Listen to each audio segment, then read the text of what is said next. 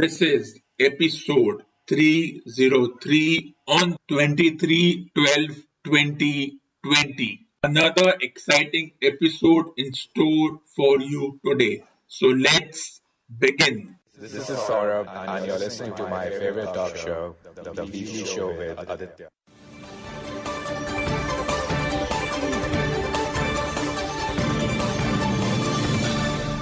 Tables, ladders, and chairs designated to be the final pay-per-view of the year 2020 as far as the WWE is concerned. The pay-per-view didn't come up with any surprises as single competition championships were retained, tag team championships were transferred to a new team, and then, of course, the main event in which two wrestlers went down fighting.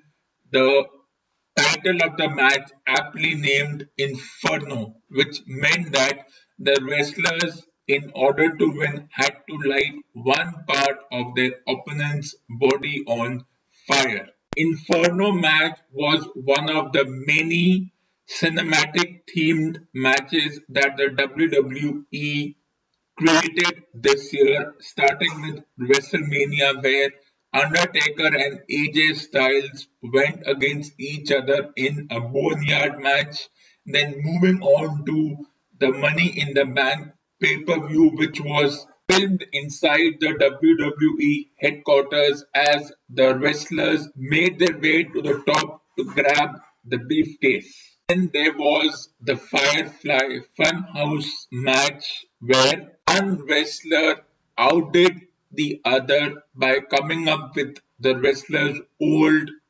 avatars when the wrestler made his debut, and a lot of imagery started coming up in the context of a horror show. And they continued this at TLC, where Randy Orton and the Fiend, that is Bray Wyatt's more scary version, went one-on-one with each other, where the area around the ringside was lit on fire, and to win you had to light your opponent's body on fire.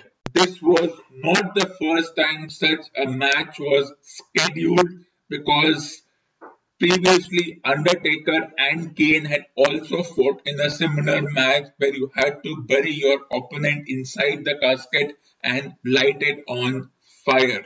But the travails of 2020 have other requirements, with pyrotechnics and high-definition television quality. All the events surrounding 2020, this match looked a little more scary than it was made out to be. This match was only possible because of the absence of a live studio audience with people watching from their home, so it was possible to light the ring sign on fire, whether it was real or otherwise. Let's leave it to the cognition and the creativity of the WWE officials. The rest of the scheduled competition, that is the TLC match for the WWE World Championship and the WWE Universal Championship, went as per the expected lines, with both the WWE World Champion Drew McIntyre and the WWE Universal Champion Roman Reigns retaining their respective titles. And now, unless something dramatic happens over the next 1 week, the focus shifts to the Royal Rumble event scheduled a month from now. But first, let's focus on the two championship matches. The World Championship match between Drew McIntyre and AJ Styles, and the Universal Championship match between Roman Reigns and Kevin Owens. No countouts, no disqualifications,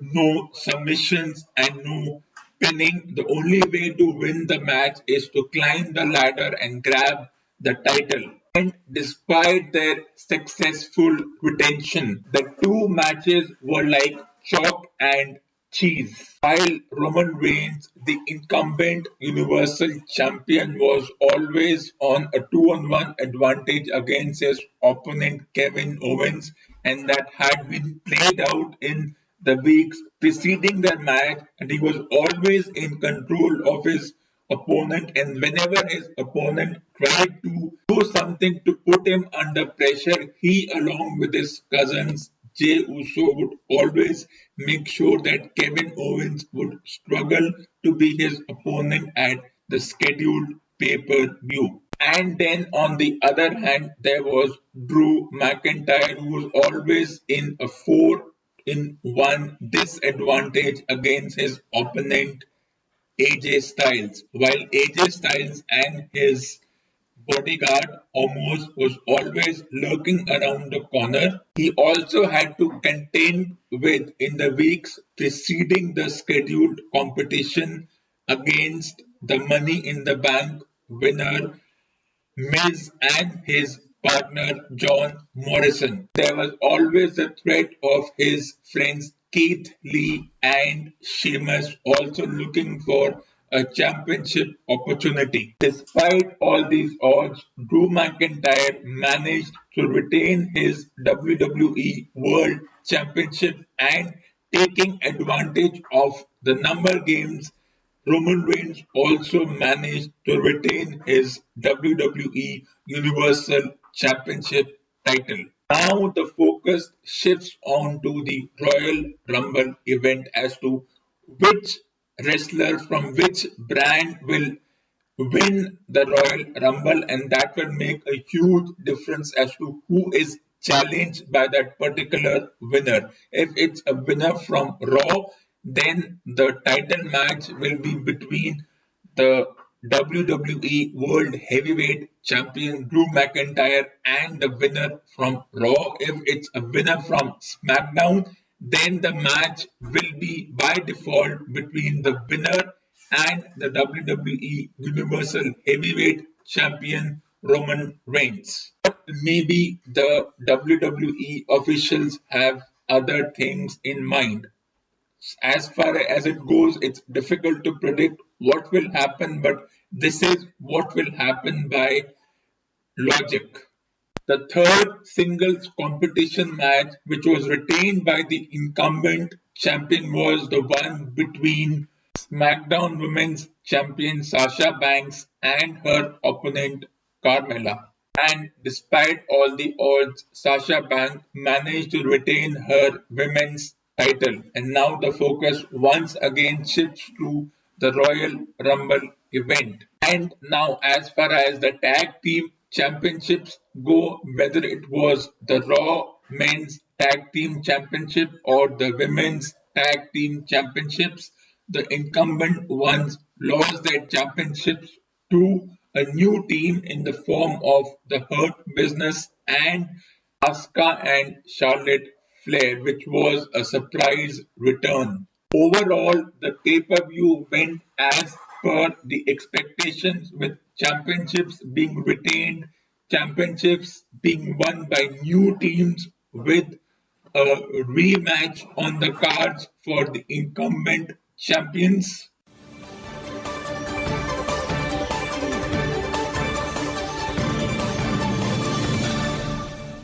This ends part 1 of this episode. Stay tuned for part 2.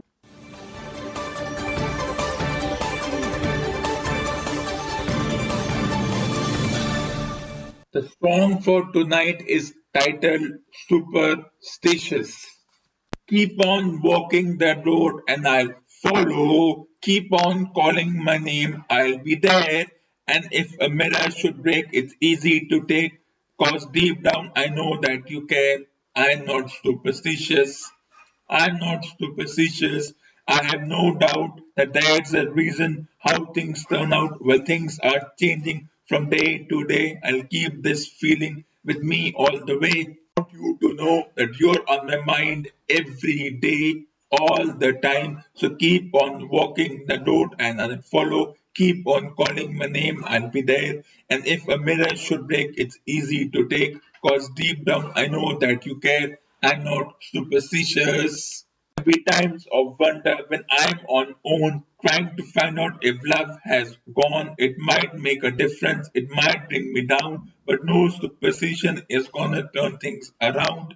And I want you to know that you're on my mind every day, all of the time. So keep on walking the road and I'll follow. Keep on calling my name, I'll be there. And if a mirror should break, it's easy to take because deep down I know that you care. I'm not superstitious. So keep on walking and we'll make things right. Yeah, keep on dreaming each and every night. We're gonna make it. That's what we'll do. Right to the end, girl, and we're gonna walk on through. So keep on walking the road and I'll follow. Keep on calling my name and I'll be there. A mirror should break. It's easy to take cause deep down I know that you care. I'm not superstitious.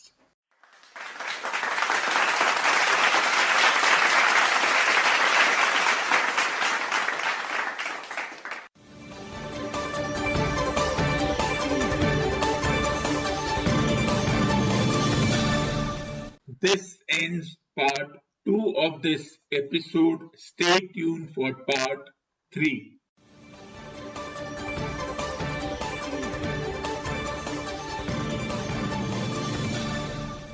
Welcome to reading section 1 of episode number 303. Agatha Christie, Labors of Hercules, Chapter 2, The Lernean Hydra, Part 1. Let's begin. Well, Charles Oldfield hesitated. My wife was what might be termed a difficult woman. She was an invalid and very concerned over her health and inclined, therefore, to be fretful and difficult to please. There were days when nothing I could do was right. Poirot nodded. He said, "Ah, yes, I know the type." She would complain, possibly, that she was neglected, unappreciated, that her husband was tired of her and would be glad when she was dead. Field's face registered the truth of Poirot's surmise. He said with a wry smile, "You got it exactly." Poirot went on, "Did she have a hospital nurse to attend on her, or a companion, or a devoted maid?" "A nurse companion, a very sensible and competent woman. I really don't think she would talk. Even the sensible and the competent have been given tongues by Le Bon Dieu, and they do not always employ their tongues wisely. I have no doubt that the nurse companion talked, that the servants talked, that everyone talked. You have all the materials there for starting off a very enjoyable village scandal. Now I will ask you one more thing. Who is the lady?" "I don't understand." Dr. Oldfield flushed angrily. Poirot said gently, "You do. I'm asking you who the lady is with whom your name has been coupled." Dr. Oldfield rose to his feet. His face was stiff and cold. He said, "There is no lady in the case. I'm sorry, Monsieur Poirot, to have taken so much of your time." He went towards the door. Hercule Poirot said, "I regret it also. Your case interests me. I would like to have helped you, but I cannot do anything unless I am told the whole truth." "I have told you the truth." "No." Dr. Oldfield stopped. He wheeled around. "Why do you insist that there is a woman concerned in this?" What will Poirot tell his client to explain his deductions? Let's find out in the next episode.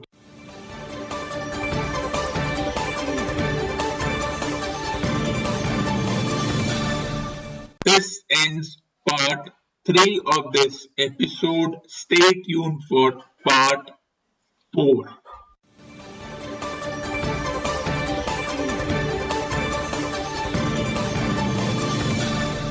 Welcome to reading section 3 of this episode.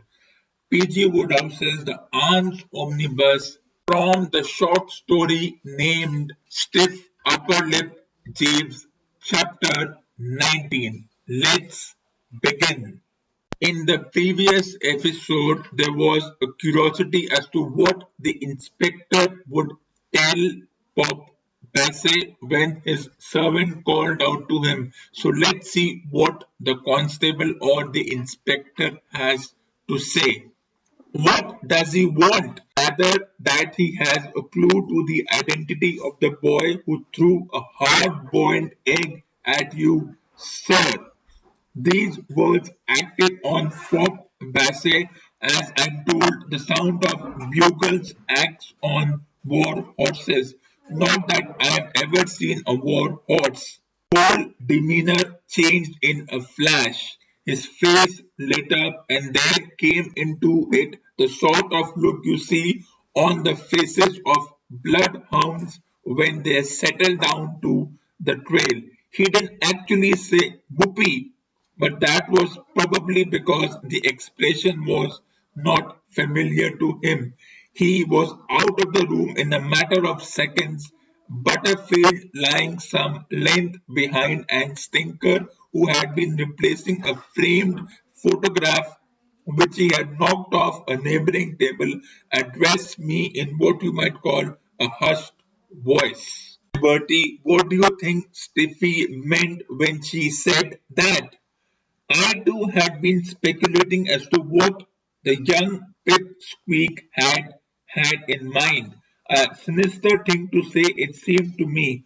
Those words, "just wait," had an ominous ring. I weighed his question gravely. Difficult to decide, I said. It may be one thing or it may be another. Has such an impulsive nature, very impulsive. It makes me uneasy. Why you, Pop, be is the one who ought to be feeling uneasy, knowing her as I do. If I were in his place, the sentence I had begun would, if it had come to fruition, have concluded with the words, "I'd pack a few necessaries in a suitcase and go to Australia." But as I was about to utter them, I chanced to glance out of the window and they froze on my lips. Window looked on the drive, and from where I was standing got a good view of the front steps. And when I saw what was coming up those front steps, my heart leaped from its base. It was blank. There was no mistaking that square, tanned face and that purposeful walk of his. And when I reflected that in about a couple of ticks, Butterfield would be showing him into the drawing room where I stood and we would meet once more. I confess that I was momentarily at a loss to know how to proceed. What would Bertie do next on seeing Plank? Let's find out in the next episode.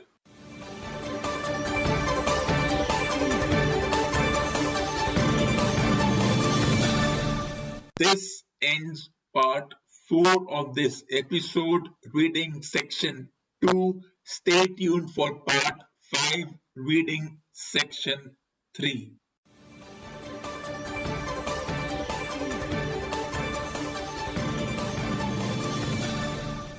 This is reading section 3 of episode number 303 from the book David Baldacci's The Fix, Chapter 1. Let's begin. Across the street, Decker spotted a vendor selling breakfast burritos from a food truck and wondered if he had time to buy one before his meeting. He decided he didn't and his waistline would be worse off for it. He looked back. Berkshire and Dabney were now beside each other. Decker didn't think anything of it. He just assumed they knew each other and were perhaps rendezvousing here. He looked at his watch to check the time. He didn't want to be late. If his life was going to change, he wanted to be on time for it. When he looked back up, he froze. Dabney had fallen 2 steps behind the woman. Unknown to Berkshire, he was aiming a compact Beretta at the back of her head. Decker reached for his weapon and was about to call out when Dabney pulled the trigger. Berkshire jerked forward as a round slammed into her back of her head at an upward angle. It blew out her medulla, pierced her brain pan, banged like a pinball off her skull, and exited through her nose, leaving a wound 3 times the size of the entry due to bullets' built up wall of kinetic energy. She fell forward onto the pavement, her face mostly obliterated, the concrete tattered with her blood. His pistol out, Decker ran forward as others on the street screamed and ran away. Dabney was still wielding his weapon. His heart pounding, Decker aimed his Glock at Dabney and shouted, "FBI, put your gun down, now!" Dabney turned to him. He did not put down his gun. He could hear the running footsteps behind him. The guard from the shack was sprinting toward them, his gun also out. Decker glanced quickly over his shoulder, saw this, and held up his crutch with his free hand. "I'm with the FBI." He just shot the woman. He let his lanyard go and assumed a two-handed shooting stance, his muzzle aimed at Dabney's chest. The FBI uniform ran up to stand next to him, his gun pointed at Dabney. "Put the gun down now," the guard shouted. "Last chance or we will shoot." It was 2 guns versus 1. The response should have been obvious. "Lie down and you won't fall down." He looked first at the guard and then at Decker and smiled. "Don't," shouted Decker. Walter Dabney pressed the gun's muzzle to the bottom of his chin and pulled the trigger for a second and final time. What happens next? What will our protagonist Amos Decker do? Let's find out in the next episode.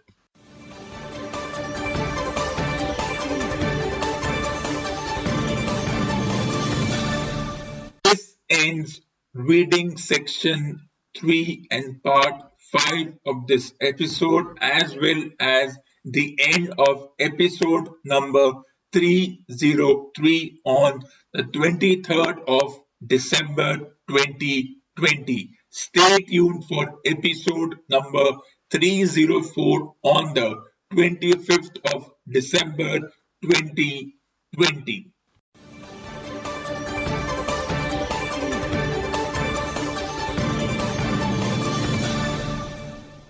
For more awesome content, tune in to the next episode of the weekly show with Agatha.